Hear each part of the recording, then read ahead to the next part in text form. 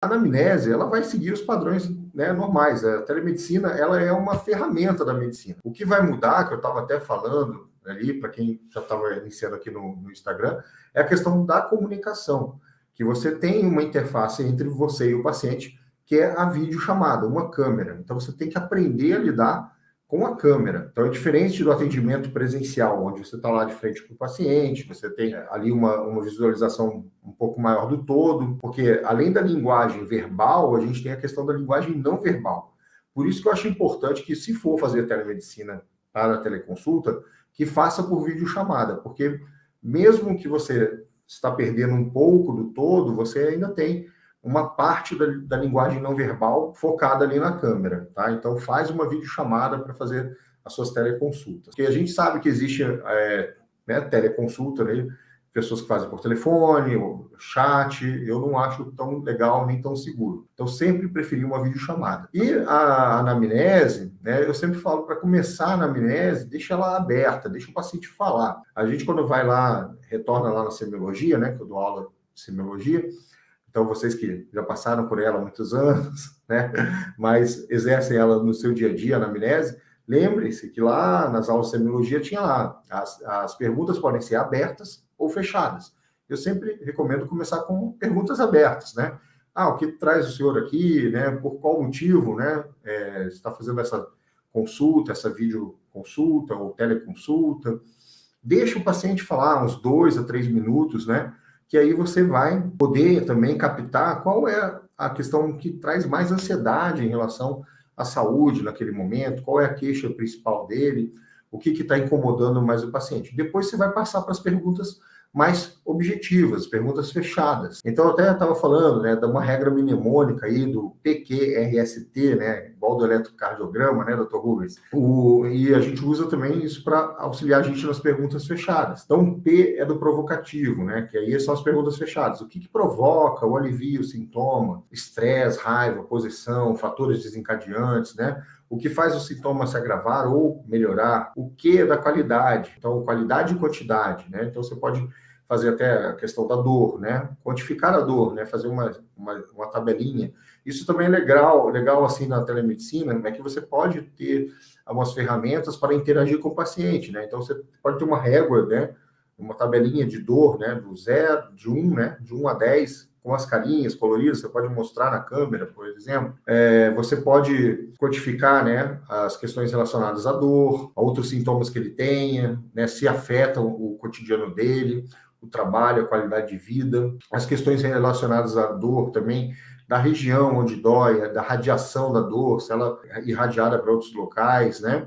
A severidade, você também pode perguntar, né? PQRS, né? Agora, né? A severidade. Qual a intensidade do sintoma, né? Então, pode fazer essa tabelinha também de escala, né? Quando o sintoma iniciou, quando se intensificou, né? Aí, relativo ao tempo, né? PQRST.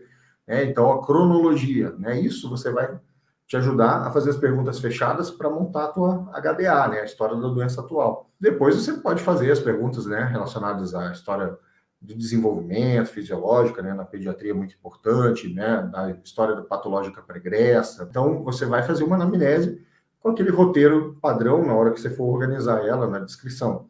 Outro método de descrição que eu acho bem legal é o SWOP, né, subjetivo, objetivo, avaliação e o plano. Esse é bem interessante, a gente usa muito na atenção primária, né? Então, o subjetivo é tudo que está na anamnese, que o paciente te traz, e até as suas impressões, você pode anotar lá também. No objetivo, aí falando de telemedicina, é tudo que você consegue ver, né, objetivamente, pela câmera de videochamada. Então, você pode ver o estado geral do paciente, se ele está lúcido, orientado no tempo e no espaço, você consegue também tirar essas conclusões. Até um exame sumário neurológico, assim, né, bem, né, de alguns pares cranianos você consegue, porque você vai analisar algumas questões relacionadas aos pares cranianos, e né, o paciente está enxergando, ele movimenta os olhos, né? Você pode fazer alguns testes. O exame físico, né, sempre é uma questão, né, que o pessoal, mas o exame físico, ele tem limitações? Sim, tem limitações na telemedicina, certamente, mas ele não é todo o exame físico impossível. Você consegue fazer vários pontos do exame físico. Existem equipamentos para fazer o exame físico à distância, cada vez mais estão se desenvolvendo tecnologias para isso. Mas existem equipamentos do estetoscópio eletrônico, por exemplo, para fazer ausculta cardíaca e pulmonar, e também, né, os sons abdominais você consegue transmitir à distância. Os ruídos hidroaéreos, né, do tino, né, a ausculta cardíaca, a ausculta pulmonar, e só, mas não é popular, eu nunca vi, né?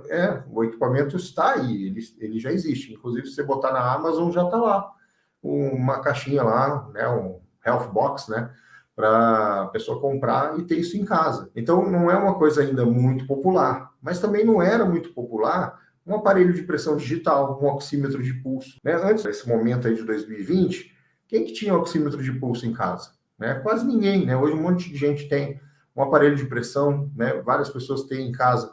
Então, o paciente que eu acompanho, por exemplo, que é hipertenso, eu já falo, olha, compra um aparelhinho de pressão para ter em casa, para medir de vez em quando precisar, manda uma imagem, né, da pressão que você tirou, ou no telemonitoramento, né? A gente faz o telemonitoramento do paciente, ele afere a pressão ali, já te mostra, equipamentos para aferir a glicemia, né? Então, isso tudo vai entrar no objetivo.